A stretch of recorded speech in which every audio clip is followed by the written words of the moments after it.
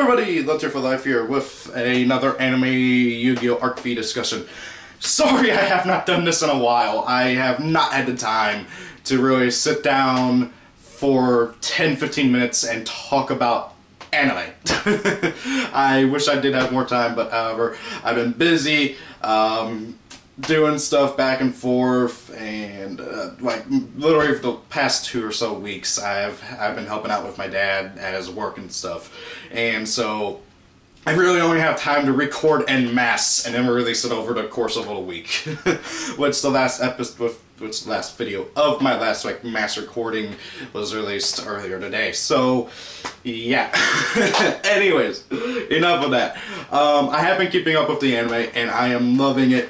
All the duels have been awesome. A few key highlights that I want to go over quickly is I love Shinji's duel. I hope we get to see B-Force more. I hope they get released in real life because I feel like we need more level 12 synchros, and that B-Force synchro was awesome, but however, looking at its anime effect, I have a feeling that they're going to have to buff it up a bit because you have to go through a lot of work summoning that thing, and all it does is do piercing and reduce opponent's monster's attack power.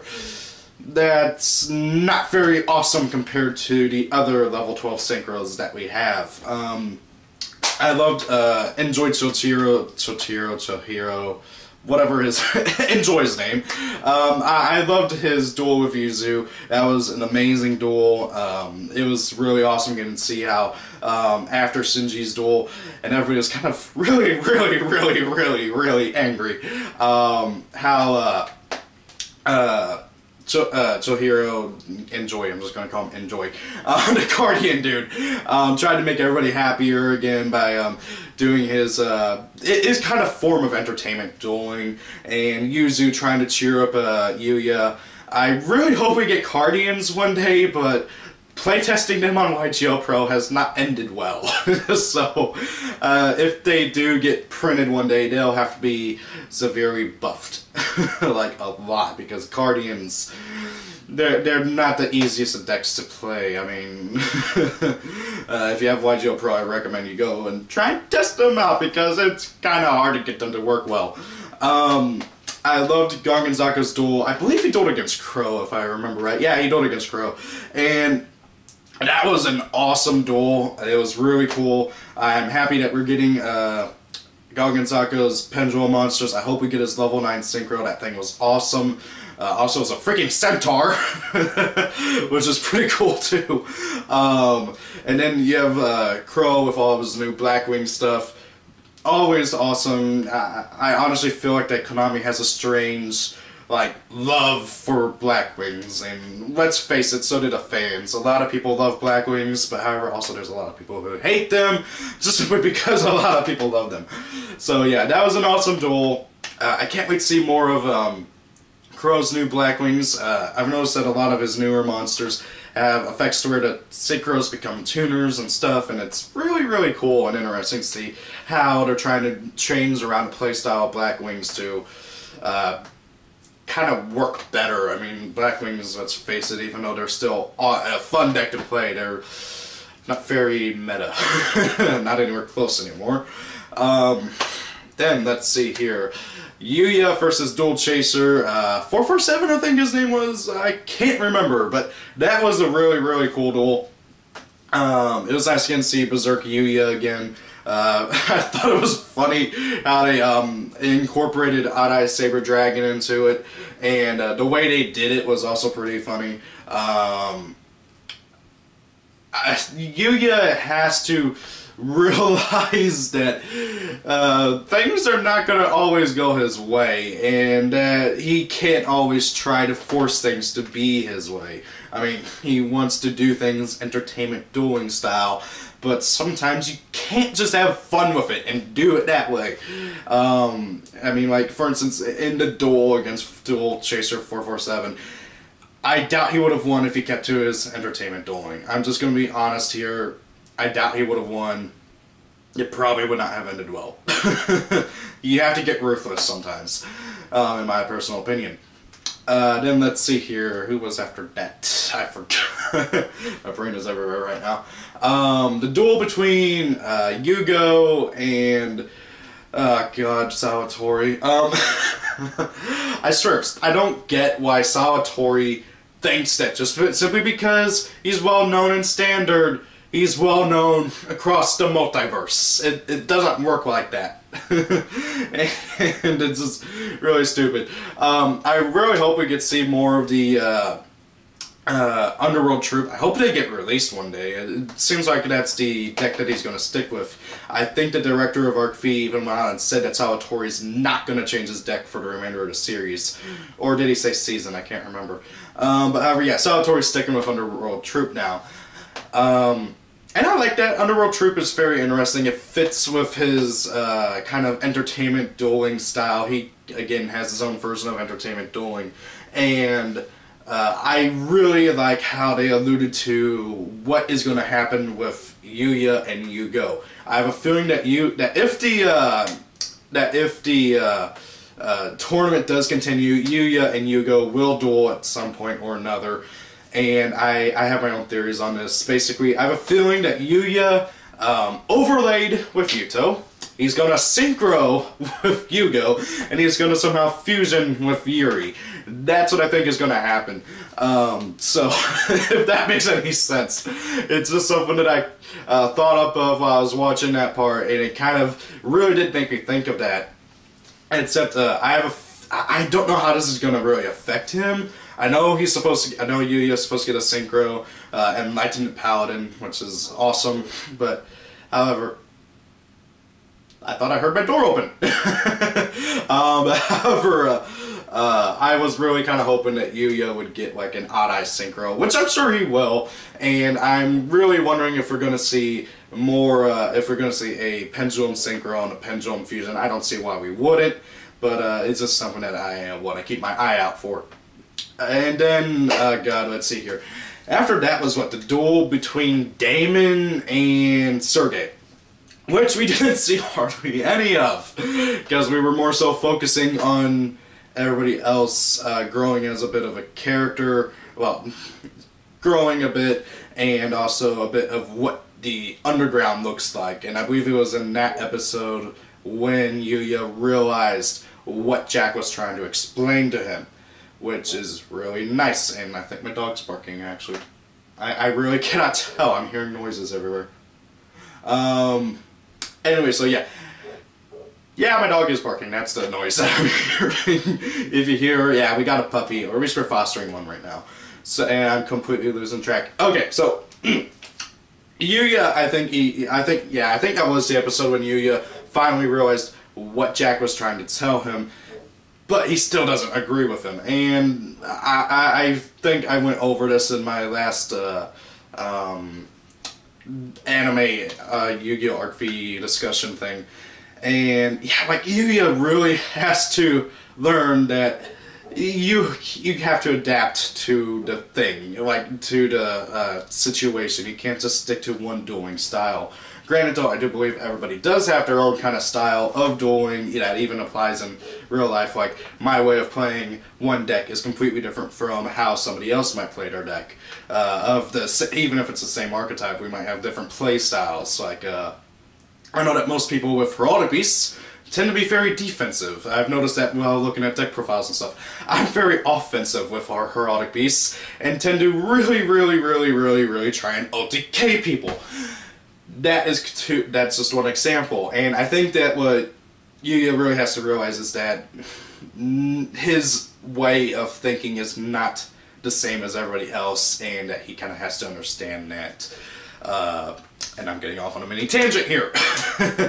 And anyway, and then we come to the last two episodes, or at least I think I might have skipped some episodes. I hope not though, so if I did, please leave that in the comments. Dennis versus Shun. It's about time we got this rematch, and a lot of crap happened. So guys, from here on out, will be spoilers for the last two episodes, this week and last week. So yeah, just pause the video, go and watch them if you haven't already, and let's get on with this. So first and foremost, let me just say, I think it's really cool how they're sticking with the 777th episode special thing for the remainder of the season. That I like. I mean, I know a lot of people are hating the 777th episode, like 777th episode special thing. I like it. It's nostalgia. It's awesome.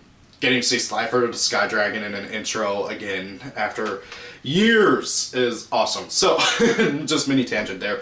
So now then, Dennis versus Shun. This duel was amazing. I swear, it seems like every time Shun is in a duel, it just gets really, really awesome, and it makes me want to play Raid Raptors more. So yeah, they're going back and forth. Shun has gotten this, he's gotten this suspicion that Dennis is not who he seems, and he is not really from Standard, but is really from Academia.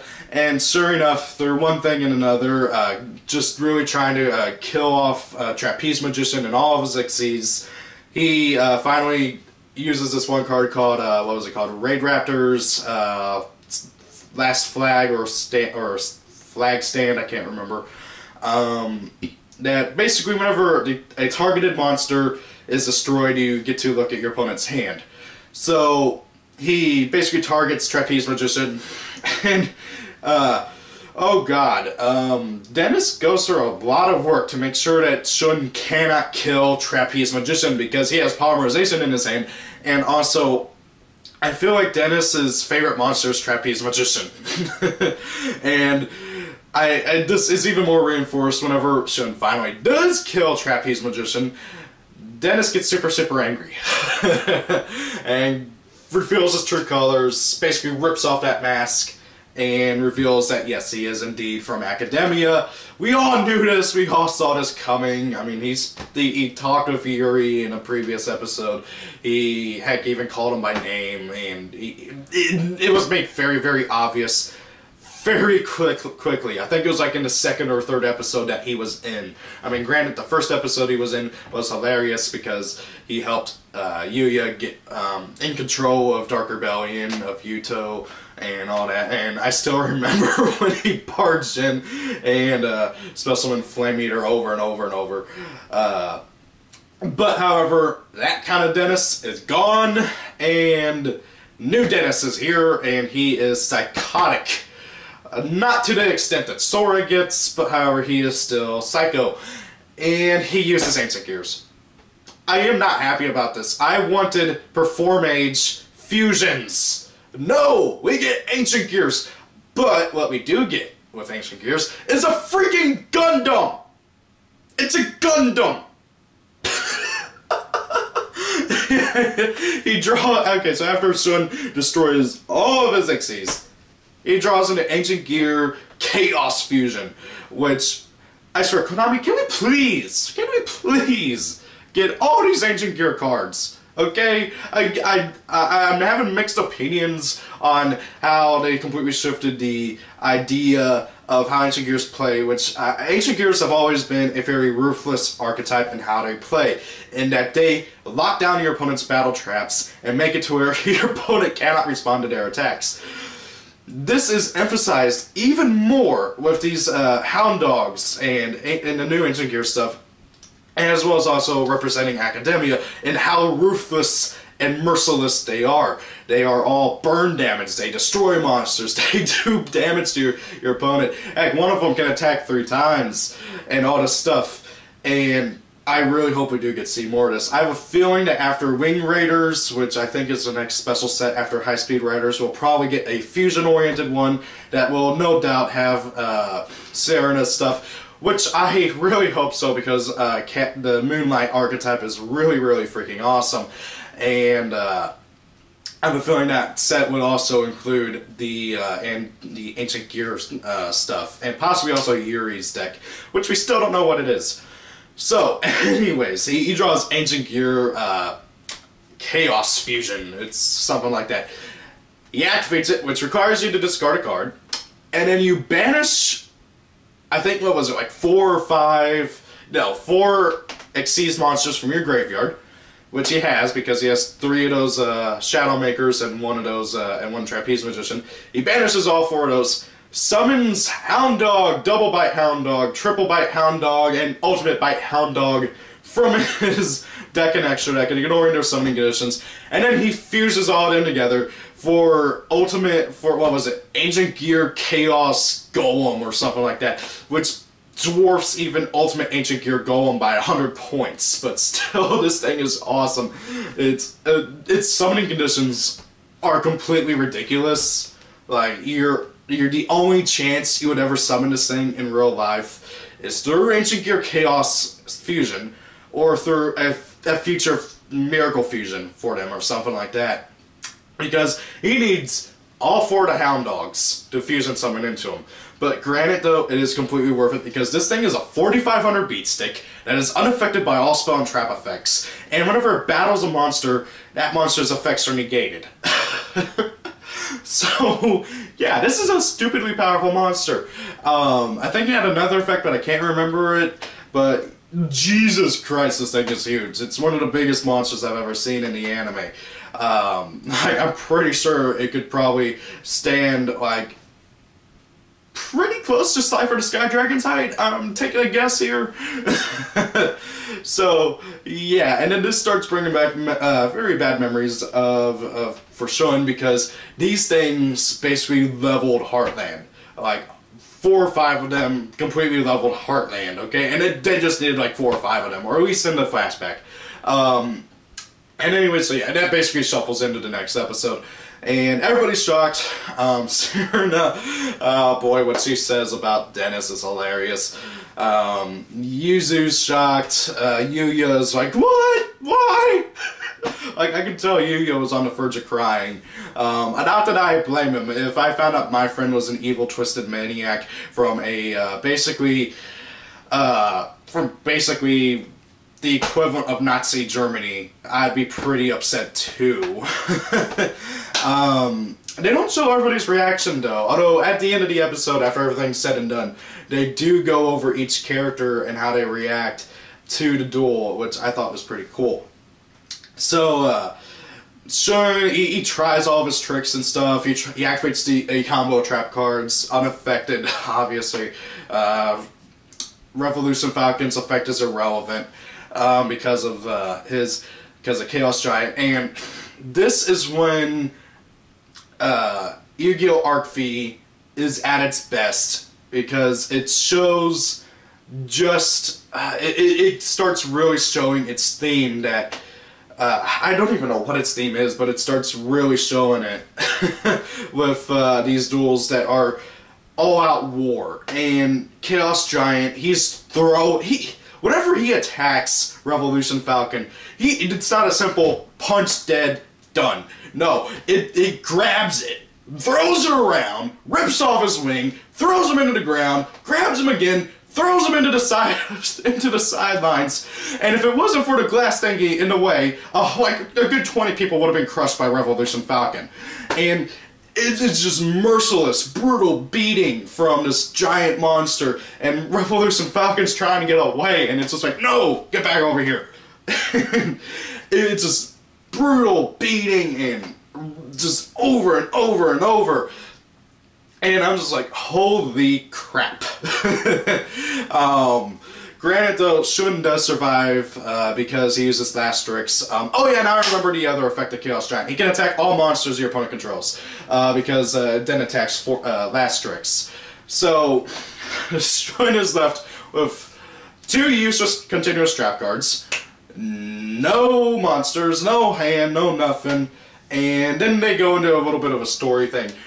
Where Dennis kind of explains what his whole thing is, and he is a infiltrator. He goes into the dimension, kind of gets the like feel for the dimension, sees the people, makes friends with the people, and also looks for the bracelet girl.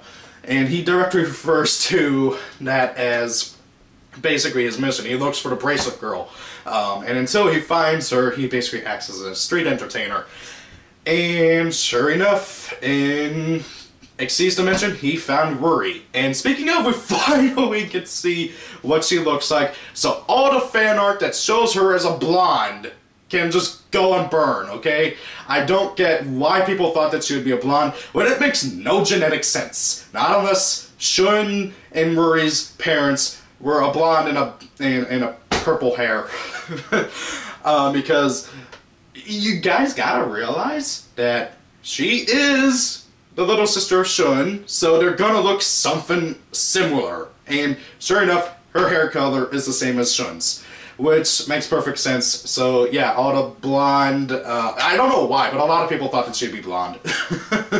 So yeah, and that just really bothered me because it makes no, like, hereditary sense unless their parents, one's a blonde, the other's purple. Which I don't even think is a real hair color. Anyway, so we finally get to see what Rory looks like. We don't really get to see much of her. In fact, they actually cover her face almost the entire time until she puts up a fight against Yuri. And Yuri does make an appearance in this episode as well in the flashback when Dennis meets him in the flashback. And tells him where Rory is. That's kind of confusing. Yuri, Rory. But however, anyways, basically it's Dennis's job to find them and Yuri's job to catch them. Which is just really, really... It's smart, actually. It really is. Because then people won't suspect Dennis. They'll only suspect Yuri. And then this angers Shun so much. He gets more and more furious, and Yugioh is getting angry as well. His anger is getting to the point where Yugioh actually goes into berserk mode. However, he somehow keeps control of himself, and he's like, Yugioh, I get your feelings and everything, but I'm not going crazy! And that's kind of what he said. That's kind of what he says. Granted, not exactly like that, but he kind of does say that. And I remember Yugioh also commented on something like, she said that this is just ridiculous. Like, Shun's rage boils to an incredible point. He top decks that new Raid Raptor rank up spell that was just revealed like yesterday, Soul Save Force. Pay half your life points, summoning Raid Raptor XCs from your graveyard, rank it up 2 levels, and he makes Raid Raptor's Satellite Cannon Falcon. And I'm like, wow, Satellite Cannon, holy crap, that's a throwback. It doesn't show any of the resemblance to Satellite Cannon. Heck, its face actually reminds me more of Blue Eyes, because Blue Eyes has like these arrow thingies on his cheeks, and Satellite Cannon Falcon has those as well.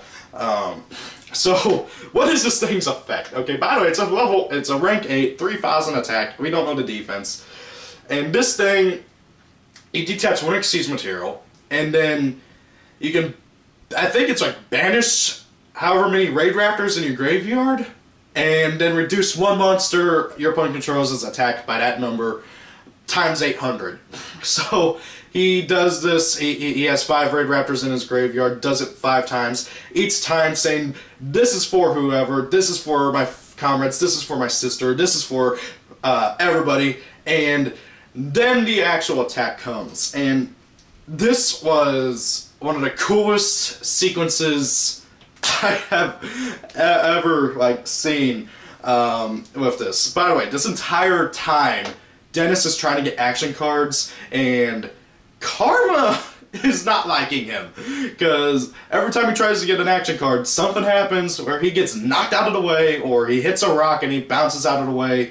And he even comments on this himself. He's like, oh crap, now that I revealed who I really am, Karma's getting me. So yeah, Satellite Cannon Falcon, how it attacks. It flies into the stratosphere, goes all the way up into space, charges its blaster, its cannon, with the sun's rays, by using like this, I don't even know, like its solar panel in the shape of the Raid Raptor crest, which looked really cool, charges up the cannon, and then shoots the monster from space. Causing a huge explosion. And I liked how they were showing everybody, like all the people in the audience's reactions. The guys were like, yeah! And then the girls were like, I just thought it was kind of funny. And oh my god, the utter destruction that these two their duels caused was just ridiculous. The whole track was destroyed. A whole portion of the stadium was destroyed, and a big piece of a building fell onto the stadium, and like everything was just utterly wrecked. And something that I really liked, and I think this goes and shows a little bit about Dennis's character. He is an entertainer at heart, and whenever he was going over his flashback, he even states that he kind of doesn't really like it whenever he does find a bracelet girl, because then he has to stop being an entertainer, and he likes being an entertainer. But whenever he loses and he's on the ground and everything, unlike Sora, who gets super, super angry and is like, I want a rematch, Dennis just basically says, you win. You win! And then he collapses. Now, what Shun does, I thought was funny, and I also had to like really disagree with what he was trying to do.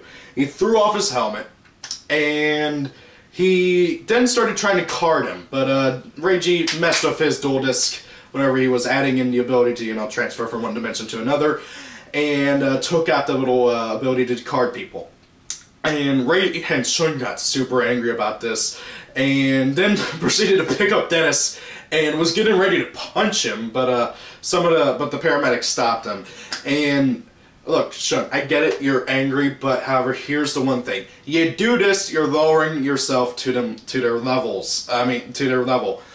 If he were to have carded him, or if he were to have killed Dennis, which I'm pretty sure he wanted to, they would have no way of learning any more about the fusion dimension unless they were to capture Sora or John, whatever his name is, the leader of the director of the Security Bureau, whom of which is pretty much confirmed to be from the fusion dimension. And oh boy, Reggie starts walking to go and speak with Dennis, and he's blocked by guards. The city council has basically stated, you know what, after seeing this, we want to stay out of this, and how about you just wait here until everything's done, and then we stay away from all this. Basically, they were all for helping them up until they saw actual warfare with cards. Actual combat and warfare and all that, and they're like, yeah, never mind. Which I thought was hilarious, but also really messed up, because if they don't act, they're going to be taken over. And judging from the preview for the next episode, it looks like the director of the Security Bureau is going to stage a coup. Now, if you don't know what a coup is, it's basically where somebody who is in it's basically the overthrowing of a government. It's kind of like a rebellion, but however, whereas a rebellion is an all-out resistance to an oppressive government, which, let's face it, the Synchro Dimensions government is kind of a oppressive government with how they treat their commons. But however, a coup is a rebellion staged by a man or woman in office, and that's basically what this guy is going to do. Or he's judging from the preview. So this is going to be very, very interesting to see how events flesh out next episode. Not only that, but also as everything was settling, we saw Sora walking out of the stadium, which is going to be interesting as well. I don't know how all this is going to end for the Synchro Dimension, but I have a feeling it's not going to end well. Not only that, but also we're starting to really learn more about how there are 4 different Yuzus. You know, you have Yuzu, Rin, Yuri, and Serena, and they all have these bracelets. And something about these bracelets that apparently they were all born with. Okay, because keep in mind, Yuzu's dad stated that she was born with it. Although I'm pretty sure he adopted her. I'm not entirely sure because we have no idea who her mother is. They were all born with these bracelets, and they look like really complicated bracelets. I don't even know how you would take it off, but Yuzu has taken it off before. And something about these bracelets has something to do with whatever Reiji's father is planning. And I have a feeling what he wants to do is he wants to kind of combine all of the dimensions. That's my idea. That, or he wants to create a new dimension where, like, it's really hard. It's really hard for me to explain this. Like, I think he wants to kind of either A, combine all the dimensions into one singular dimension, or he wants to B, create a new dimension where he is king. Something like that. That or there's some other higher power. And there's so many theories. I mean, we don't know what happened to Yugioh's father. I have a feeling he's in the fusion dimension, but however, that's just speculation. I have so many different ideas that I probably have to make a completely different video for it, and I'd also have to write them all down because right now I'm just like, my brain is fried. So guys, this was an epic duel, epic episode. Past episode was also epic and awesome. I look forward to next week's episode, and thank you all for watching. Have a great day. Sorry I haven't done this as much as I would want to, but holy crap, we're at just at 31 minutes. So thank you all for watching. Have a great day, guys. Peace out.